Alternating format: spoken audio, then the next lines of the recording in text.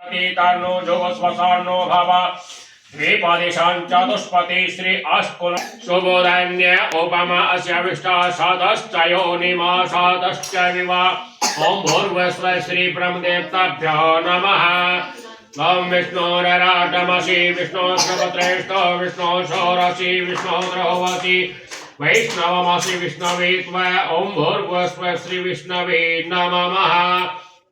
ओम नमः संभवाय च मयो भवाय च नमः शंकराय च मस्कराय च नमः शिवाय च सव शिवातराय च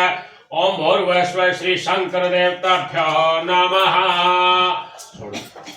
ओम पादो श्रीमुखी आत्मन्यं समर्पयामि स्नानान्त्यं समर्पयामि नमो नमः ओम वस्त्रन्ते सहस्रशीरे गुरुगः सहस्राक्षः सहस्रपाता सभौमिकं सर्वदा स्मृत्वा त्यातिष्ठता सांगोलां महा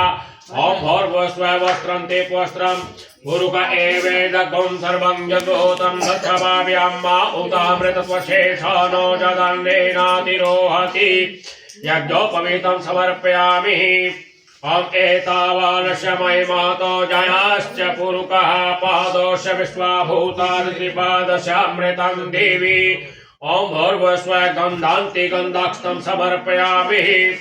ओम त्रिपादोर्ध्व उदयितपूरुकः पादौ सेह भवत् पुनः ततो विक्रमत्सहस्रनानसने आमि ओम भूर्भुवस्व निवेद्यन्ते मिश्रन्त्यं समर्पयामि नमो नमः।